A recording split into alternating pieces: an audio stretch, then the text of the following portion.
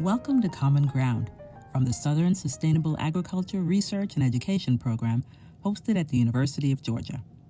Sustainable agriculture stories from the Southern USA, which introduces you to farmers, ranchers, and those who support them, as well as innovative practices from around the Southern United States, Puerto Rico, and the Virgin Islands. We are at the Agribility Conference. This is my first time at this conference. I've not been here before. And SARE came to try to just kind of be in the environment and figure out how we can make what we do more accessible, because it's hard to figure that out without being around and speaking to those who need that accessibility. Yes. So could you go ahead and tell people who you are and how you got into what you're doing? My name is Justin Ruger. I started off in the sciences, so physics, computer engineering, computer science. I went to Christopher Newport University in Virginia, and then I had a car accident that led to a traumatic brain injury and seizures, which then led to a stroke from the traumatic brain injury.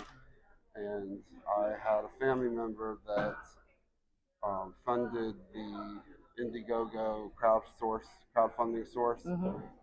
She funded the Flow Hive from Australia, and it took them about 2 or 3 years for them to actually finish the prototype and deliver it to us. And by that time, I had my stroke 6 months before, and I couldn't get out into the apiary, so we would take my wheelchair and we would roll it to the edge of the apiary, and I would watch my family members keep bees and do the things that beekeepers do.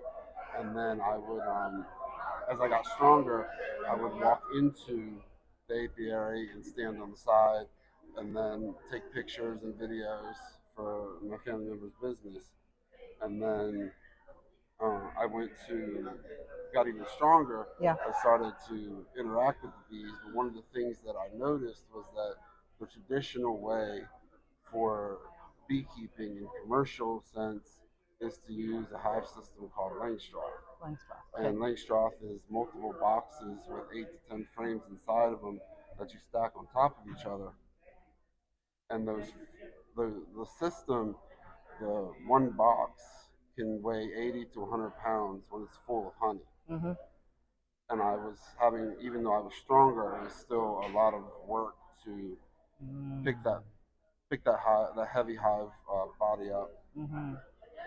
So my aunt was like, since you can't really help much with the beekeeping, can you write a children's book? Oh. That Henry Meets a Honeybee. She asked if I could write this children's book to teach her grandchild about honeybees. Oh, wow. So I started using my rehab was drawing. So I was using my rehabilitation from my stroke to draw the illustrations in the book. And as I learned more about beekeeping and art, I would go back and redo pages in the book. So my arms started to get stronger and my fine motor skills started to get better. And I met a YouTuber or my mother actually said, hey, send this book to a YouTuber personality called Frederick Dunn. And he read my book on his YouTube channel. And then he suggested that I go to a big beekeeping conference in Tennessee. And then I went to the beekeeping conference in Tennessee, and I vended my books. And we did really well at that conference vending. But I met people in Georgia. It's called Guardian Bee Apparel. Okay. And I met the owner of that, and then I met other companies from Illinois, John Hilco company that did bee supplies. And I met these people, and they were like, well, you should start a nonprofit. And my first idea for the nonprofit was to put school, because I was doing a children's book, started thinking about children. I was like, I want to put hives in schools and then teach children about gardening and beekeeping. But when I researched that, there was a lot of red tape. Yes. And the safety and allergies and everything. And I was like, okay, so what could I do that would help me help others? Mm-hmm. and I started the nonprofit in March of 2022 called Accessible Beekeeping. Oh, okay. And then the majority of my work so far has been people that I've worked with contact me or put people with disabilities in touch with me, Mm-hmm. and then I guide them on, if you're in a wheelchair, this is the best hive system to use for your limitation because you can't lift those 80, 100-pound boxes. They have hives that are horizontal Right. that you can just roll up to and work that way. So I met in North Carolina, it was a company called Horizontal Bees, and he was like, "Hey, I've got an idea," and he donated a hive Mm-hmm. to the nonprofit that tilted. So Oh. it stayed flat, and then when you went to do the inspection, it tilted 45 degrees towards you, and then you were pulling, instead of reaching over and pulling up, you were pulling out like this. I see. So it made it easier on your arms and everything, and instead of lifting 80 to 100-pound boxes, Mm-hmm. you were lifting 8 to 10-pound frames. Oh, wow. And then that, so I got that hive, I started working it, putting some videos on YouTube of how the hive works and Mm-hmm. doing a hive inspection in that hive. And then I met Joe Ricker at Indiana Agribility and Ned Stoller at Michigan Agribility, and they Mm-hmm. were interested in doing accessible beekeeping. So Joe Ricker has Eddie's Orchard is a nonprofit he has in Indiana that pairs disabled veterans, with beekeeping supplies and beekeeping classes to teach them how to get into beekeeping. And he had, I believe it was someone in a wheelchair that he wanted to help, and that's how he reached out to me. Okay. Joe Ricker. And that was you met her at a conference, you're saying? No, he found me online. Oh, he found you online. Yeah. And Okay. then we started talking, and he was telling me what he was trying to do, and we built a partnership trying to make accessible beekeeping a thing. Mm-hmm. And he has some USDA grants and stuff that he uses for his nonprofit, and he told me about grant funding and taught Okay. me how to get grants and stuff. So, So it's Joe that introduced you to Southern SARE? yep, Ah, Joe Ricker at Eddie's Orchard is the one that introduced me to Southern SARE okay. and told me that I should apply. Mm-hmm. And the only one I missed the research and education Mm-hmm. Southern SARE grant by like a couple days, but there Wow. was no way for me to get all the preparation for the grant Right. done in like a week before the due date. Right. So I looked at the professional development one Mm-hmm. because Joe works with Indiana Agribility too, Okay. and I was like, well, I can put together a course and evaluations that teach professionals like USDA extension officers and agribility extension officers how to be um, an accessible, or how to teach consumers Mm-hmm. with accessible beekeeping in mind. Okay. So agribility works a lot with people who are um, disabled or have limitations and how they can continue agriculture. Mm-hmm. And we added beekeeping as a community of interest. So I wanted to give back to agribility and give back to the people that helped me get where I am in the beekeeping world. And so I applied for the Southern SARE Professional Development Grant to put on courses to train professionals in multiple states Mm-hmm. to be able to go to their consumers and their residents of their state to teach them. The process of you getting the grant. Uh, can you just speak briefly about, first of all, I know how you found out about it, but then what happened next and what was the process like for you? So the first time I applied for it, I was a little all over the place. I was like, I'm gonna do YouTube. I'm gonna teach about beekeeping and put beekeeping courses together. Mm-hmm. And I didn't really do due diligence in researching what was already out there. Okay. And there are a lot of courses that teach beekeeping, Mm-hmm.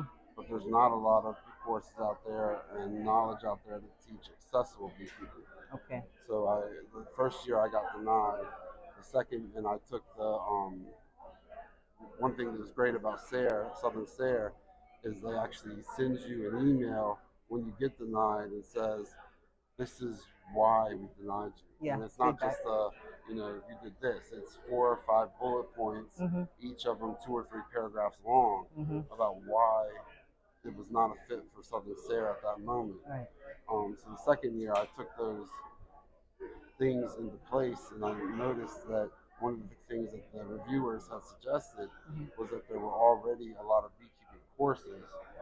How is it what I'm trying to do different than what's already on the market? Right. So I focused more on the accessibility and making sure I could take accessible beekeeping to all those Southern SARE states. And then even when I got so I submitted the grant and I got past the pre-proposal. And then when you get past the pre-proposal, you in the pre-proposal you have an idea of what you're going to need financially to do it, right? But you don't actually have to break down the budget until the full proposal. Right. So then I had to start breaking down the budget for the full proposal and realizing government rates for travel, and you dive really deep into it being reimbursed for you. And then once it got accepted, they still send you, even when they accept you, they still send you bullet points on ways to make what you're doing even better. Yeah. So it was a little conflicting because the reviewer that I had the first time I applied said that there's a lot of things out there that already teach beekeeping and hive inspections, and then the reviewer that I got this time was like, well, are you going to do anything that teaches hive inspections and beekeeping? And it made me laugh because I was like, I understand. Right. But I did agree with what they said because, there's a lot of things out there for doing hive inspections with lane straw. Yeah. But there's not a lot of things out there about doing hive inspections with a horizontal hive or a top bar hive or different hive systems that are available to people with disabilities. Wow. So I wanted to further the reach of accessible beekeeping because at the time I was in Virginia and I was doing, just a few cities surrounding my city. Yeah. And then I wanted to have a further reach. So Southern SARE is giving me the opportunity to reach Texas and North Carolina and Virginia and Florida and Georgia and all these states in between, and then giving them a place to. So when I read the grant instructions, it was like, how is this grant going to keep going after the grant's over? How does this program keep going? Yep. So I decided to do YouTube classes. Okay. YouTube and on-site classes. So the YouTube classes, if somebody is in Indiana or Illinois, not covered by the Southern SARE, they have their own SARE region. Right. They are able to watch those videos and use the same knowledge that I'm giving in person here. I also wanted to make sure that if somebody couldn't make the training at Virginia Tech or at NC State, that they would be able to take the course and the training and get the same knowledge to help somebody as well in their state. And one of the things that I thought was important was making sure that what I was teaching was being understood. So I brought on Ned Stoller from Michigan State. He's an assistive technology professional, certified by RESNA. And he was putting together the evaluation from the mindset of assistive technology. So when I teach the course and I train the professionals, they will take this evaluation and I will learn. It's a 2-year grant, so I will learn multiple things. If a lot of people aren't understanding something, then I know that I need to modify how I'm teaching. Right. And if they are understanding it, then I know that they're able to go out and say what I would say to that consumer. Okay. So the YouTube videos, and then you already do some kind of courses, and obviously you go to various conferences. So I'm trying to think, like, you have a multi-layered approach to your outreach. Am I missing anything? I've just mentioned those 3 types. No, that it's So what we tried to do was pair it in ways that the professionals will already be at that university. So Virginia Tech does a huge, their entomology program does a huge not bee, but bug conference every year. Okay. I think they call it Bug Fest. Okay. And a lot of professionals in extension offices and professors come to that conference, and it's one of the largest ones in the state of Virginia. Mm. So I worked with people at Agribility in Virginia Tech, and I said, hey, I would like to put on this training. Mm-hmm. So his suggestion was, well, if you pair it with with one of our conferences and do it either the day before or the day after the conference, then you know that those professionals are already going to be in the area for it. Yep. So instead of having to go to like a USDA extension in Florida and put together it and market it and try to get people there, Right. it gives a broader outreach and puts the information to a larger group of people. So along with that, they're allowing me to do the training and course the day before, Mm-hmm. but also set up tables and space at the conferences. So people that didn't come to the training Mm-hmm. can also come to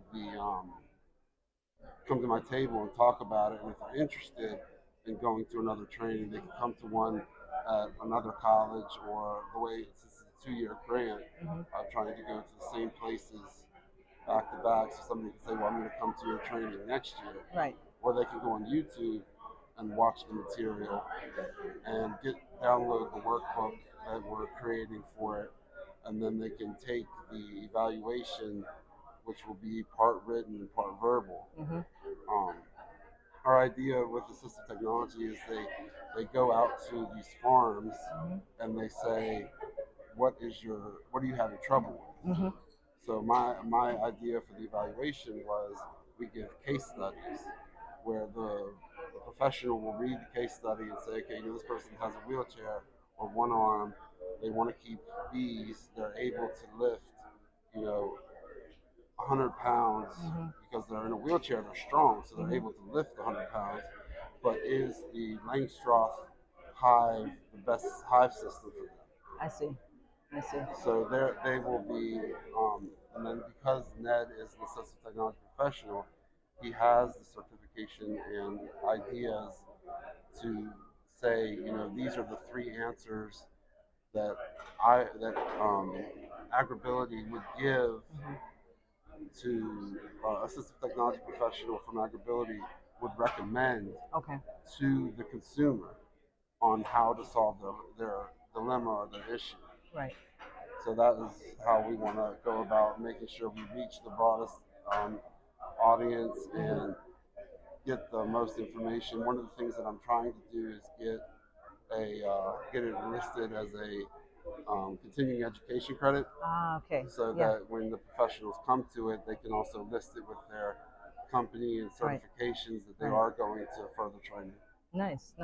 So, how can people reach you? So, other than coming to these conferences, and well, they would have to know in order to attend one of your trainings. How else do people find you and find out about you? They can look on the accessiblebeekeeping.org. It's the website for my nonprofit, and one of the pages is a page with a calendar on it, and it shows where accessible beekeeping is going to be each month. Mm-hmm. We're doing other things like researching and implementing designs. So we talked to Guardian Bee Apparel in Georgia. I had met him at the conference in Tennessee, and one of the consumers that we were working with was a veteran who was paralyzed on the right side and couldn't get his hand into a beekeeping glove. Oh. So he designed a beekeeping mitt that Mm-hmm. the veteran could use and still be able to go out and be protected. When I did when we first started the work with the nonprofit, I came across a beekeeper in California who was blind. Mm-hmm. So I used, she was taking pictures and listening to the sounds and sights, or sounds, sorry, not sights, sounds and smells of the hive Oh. to tell if the hive had a disease or if the hive was agitated, or so there's a lot of research in the acoustics monitoring as well. But she couldn't see the eggs, the larva, or anything. So I designed I used my background in computer science to design an application called Be My Hive Inspector, which uses artificial intelligence and the camera on your phone to scan the frames and tell you what is located in that frame. And then from that, because she does not have the ability to visually see the information, we added accessibility features so that it would read back to her what the artificial intelligence was capturing. Nice. Are other than the accessiblebeekeeping.org website, are you also on socials or any of the other platforms? Yeah, we have Instagram, a YouTube, a Facebook. Okay. Um, I think it's called X now. Twitter Oh yeah. became X. Yeah. So yeah, we don't have large followings yet because one of the things that we were talking about before the interview was that people don't understand the need and importance of accessibility until they go through that. Right. So, I have some talks and conferences that I go to, I only have 4 or 5 people in the room listening to the talk. But then in 5 years, the people that weren't coming to the talk might be in my talk because they've gotten older, Gone through something, or they've suffered an injury, or they meet a friend that they want to bring into beekeeping, so they're trying to learn how to do it. Right. Okay, so less on the preventative and more on the after something has happened Yeah, is what you've been seeing. that's what I've seen with agribility and with other accessibility advocation. You don't think that you need it, or you need to put forth the effort to understand it or think outside the box. Yeah. So some of my conferences that I go to, I call my talk "Thinking Outside the Box" because you have Langstroth, which is boxes, and when you start beekeeping, unless you already have a disability, bee clubs and everything will start you in Langstroth and recommend this is how you raise bees, this is how you interact with them, do the hive inspections with these Langstroth boxes where you're stacking 80 to 100 pound boxes on top of each other. And then it's not until they have an injury or they get older and they can no longer lift that they either lose the passion, which could lead somebody to get depressed, or they have to find other avenues to continue their passion. And that is where Agribility and Eddie's Orchard with Joe Ricker and the my grant with Southern SARE is to kind of give those resources to them before they need it. Gotcha. And I got one last question for you. You're here at the conference, sitting at a table that also has to do with veterans. How did that connection come in terms of the accessibility and the veterans? Because they're not always together. So my sister was a veteran. My stepfather was a veteran. My fiance is a veteran. Joe Ricker is a veteran, and he wanted to create a nonprofit that helped teach veterans agriculture. And a lot of studies have been done on beekeeping and the benefits of beekeeping for people who have suffered through PTSD and anxiety and anger, because when you go into the hive, the world seems to shut off around you, and you're solely focused on one task. And you have, while there may be things once you open the hive that you weren't expecting, it's pretty much a set schedule of what you have to do every time you go in there. So the anxiety level seems lower because you already know what you're going into. And then a lot of veterans, I'm working with Joe and Agribility. A lot of veterans do come back from time overseas or from service with some type of service-connected disability, and they are looking for outlets to help them um, overcome or deal with things that they experience that I will never understand or experience, but I can at least try Right. to, through my nonprofit and Eddie's Orchard in Indiana, give them tools to help them deal with things that they've been through. Gotcha. I read your information on our website, but what you've just shared really helped to give me the full picture of all that you're doing. This is great work. We know bees are at the foundation of everything. Without bees, there would be no food, there would be no, all of that. So I definitely want to thank you for your work because somebody got to do it. And you're doing it a little different than how it's already being done out there. So that's really great. And we're going to help to push that out and promote it a little bit more throughout all of the SARE states. But tell us again how we can find you online, whatever contact information you want to share. Okay, the best way to contact me is to go on www.accessiblebeekeeping.org, and that's ACCESSIBLE, Mm-hmm. because if you use your swipe or it's usually the ASSESSB. So it's the accessible ACC version. So www.accessiblebeekeeping.org, Mm-hmm. and then contact me through that. Okay. Or that's the best way because it goes to my email and my phone. Or you can, if you want to reach out to me on Facebook through Messenger, you can also reach out to me there. Okay. Perfect. Thank you so much. Thank you so much. Appreciate your time. Learn more about research grants and sustainable ag resources at southernsare.org/grants. And remember, to stay updated, make sure you're subscribed to our Common Ground newsletter and podcasts and following us on social platforms at Southern SARE. Standing on common ground, let's grow together using the pillars of sustainable agriculture.